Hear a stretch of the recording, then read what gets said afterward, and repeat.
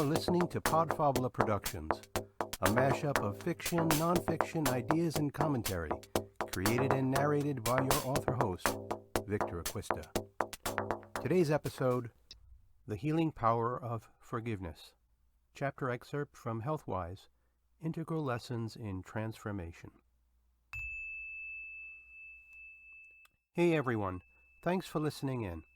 As I mentioned last episode, I'm mixing up the show's content with some nonfiction today. I'm excited to share this brief chapter from a self-help book I wrote.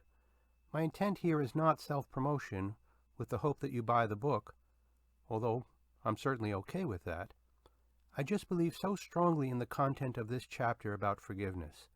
This is a life skill that is not generally taught, but is sorely in need of being practiced.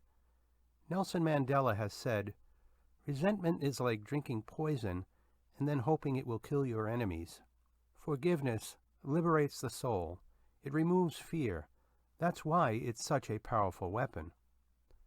No hyperbole and no further delay. The next 800 words I read can be life-changing. The Healing Power of Forgiveness. Readers of this book about health and wellness might find it a bit odd to see the topic of forgiveness discussed as a health issue. Yet when you consider that forgiveness is associated with many health benefits, it makes a lot more sense. Forgiveness has been shown to reduce high blood pressure, chronic pain, stress, anger, and depression. Forgiveness has also been shown to increase optimism, sense of well-being, hope, compassion, and self-confidence. If I were to offer you a prescription that could do all these beneficial things, you might be skeptical. You might think I was peddling some snake oil miracle cure, or that any such drug was quite possibly illegal. But you do not need a prescription to achieve these health benefits.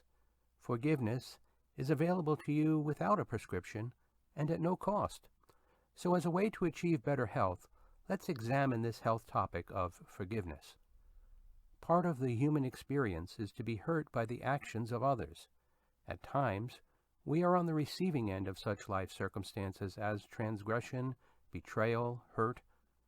Such events usually trigger emotional responses such as anger, fear, sadness, disappointment. Over time, a failure to forgive can lead to long-standing hatred, bitterness, resentment, mistrust, misery, apathy, and/or depression. These long-standing and protracted emotional responses are like toxins that poison our bodies, minds, and spirits. Ultimately, our health suffers, and we suffer, by carrying the pain of those life events from the past into our present lives. Often, episodes of hurt or betrayal lead to a desire for vengeance or retribution. This may trigger a back-and-forth cycle of inflicting pain on the transgressor, followed by a hurtful response, and continuing on in endless cycles of pain and suffering. Sometimes our lives can become consumed by a desire for revenge. Ouch! How to forgive.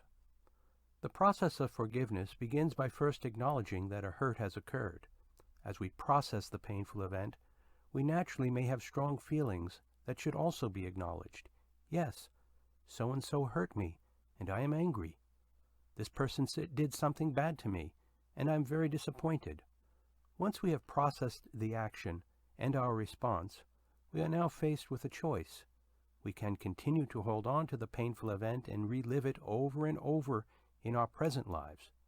In this circumstance, we continue to carry the suffering attached to that painful event into our current lives. Holding on to this means that we have chosen not to forgive. As a result, we hold on to the toxic waste generated by that life event, and, as a result, we continue to suffer and our health continues to suffer. Or, we can leave the painful event in the past and break the link of suffering attached to the painful event. This discharges the toxic waste we are holding on to. This choice represents forgiveness.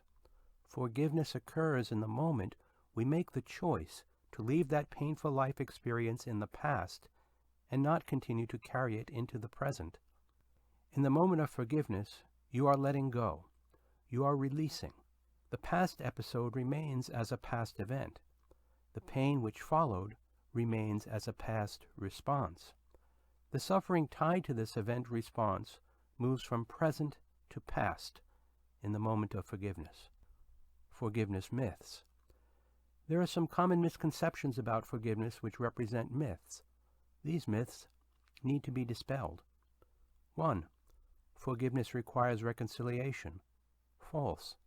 If someone has done something which has hurt you, you can forgive them, but this does not mean you must reconcile your relationship with this other person. Reconciliation, or rebuilding a damaged relationship, is separate from forgiveness. You can forgive the wrong and the wrongdoer, independent of continuing to have a relationship with that person. 2. Forgiveness means behavior was okay. False. The behavior was not okay. Remember, part of the process of forgiveness is to acknowledge that a wrong has occurred. It is dishonest to characterize or portray this as somehow all right. 3. Forgive and forget go hand in hand. False. If you touch a hot stove and get burned, you best remember that unless you want to get burned again. It's important to learn from others' hurtful behaviors unless you want to set yourself up for a repeat performance. 4. Offender must ask for forgiveness. False. By waiting for an apology, you disempower yourself and hand over the healing power of forgiveness to another party. Learn to choose forgiveness independent from the offender seeking an apology. Forgiveness is a choice about how you react to a grievance which has befallen you.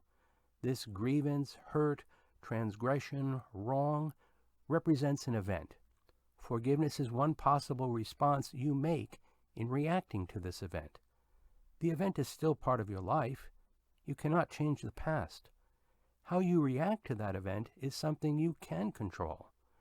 If the strategies you have thus far attempted in dealing with these painful events have not brought you peace, perhaps it's time to try a different strategy. Perhaps it's time to try forgiveness. The word shalom, which means peace, is derived from the word shalem, which means whole. When you make peace, you make whole. Interestingly, the word whole shares roots with the word health. Putting this all together, when you make peace, you make whole. And when you make whole, you make health. Forgiveness is the healthy choice. Now is a good time to reap the benefits from the healing power of forgiveness. Shalom. That's a wrap on today's show. I hope I've given you some food for thought and a path forward on this important life skill.